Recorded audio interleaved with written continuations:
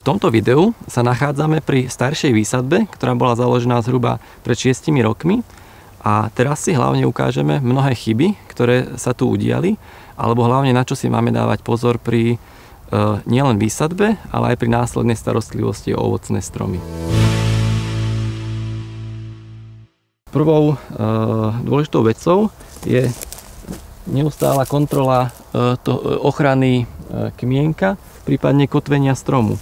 Tu je správne, že už sú odstránené oporné koly, lebo ten strom je už samonosný, už to nepotrebuje. Častokrát sa deje to, že sa nám koly, oni vlastne už len visia na tom strome, odierajú nám kmienok a častokrát sa nám aj zareže úves alebo špagát, častokrát rôzne tie umelé vlákna do kôry a vie nám to uškrtiť stromček. To je častá chyba. Potom musíme kontrolovať aj poškodenie kmienka od zvery.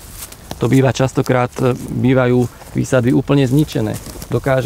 Dokážu zajace okúsať kôru, prípadne srnčia zver si vytlká parôžky a kmienky sú zničené. Takže tu vidíme, že nie je s tým až taký problém, ale častokrát to býva veľkým a vážnym problémom. Potom, keďže sa nachádzame v blízkosti oráčiny, tak práve v tom období na konci leta, keď sa na poliach robí orba alebo podmietka, tak všetky myši utekajú z tých oráčin a utekajú priamo do ovocných sadov, kde v nejakom nepokosenom poraste sa nám na zimu zahniezdia a môžu nám výrazne poškodiť buď bázu kmienka, alebo nám môžu cez zimu zožrať korene. Preto je dôležité pred zimou sady vykosiť. Pred každou zimou, skôr už by som povedal ani nie, že pred zimou, ale už začiatkom jesene. To je to obdobie, kedy sa myši sťahujú. Pri slivkách, ktoré sú očkované na podpník myrobalán, býva častým problémom podrastanie podpníka a preto potrebujeme neustále odstráňovať už od prvého roku po výsadbe podrastajúci podpník, lebo niekedy ten podpník dorastie do toho stavu a tak prerastá ten stromček, že vidíme, že koruna stromčeka už chradne a už skôr dominanciu preberá ten podpník. A tu už je otázne, či ešte dokážeme tento strom znovu naštartovať tú jeho korunu. Častou chybou v prvých rokoch po výsadbe je buď absentujúci alebo nedostatočne odborne prevedený povýsadbový rez.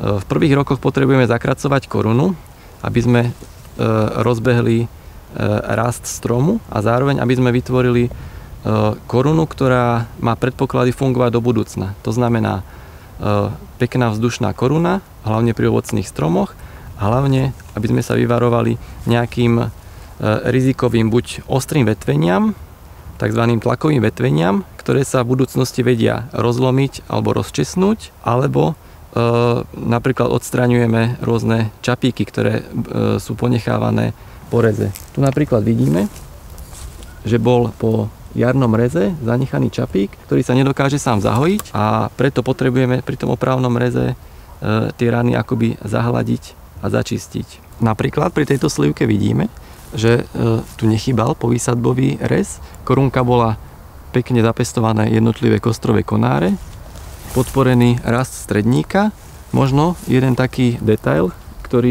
na ktorý by som ukázal, že je tu viac kostrových konárov, než by bolo ideálne. Ideál je 3 kostrové konáre, niekedy ľudia zapestovávajú príliš veľa kostrových konárov a následne tie konáre sa v tej korune tlačia a nemajú dostatok priestoru, aby narástli do širokej základne koruny, aby mali veľkú nosnosť, lebo potom sú konáre príliš tenké, keď ich je príliš veľa a zároveň vnútro koruny je príliš zatienené, čo sa ukáže až časom.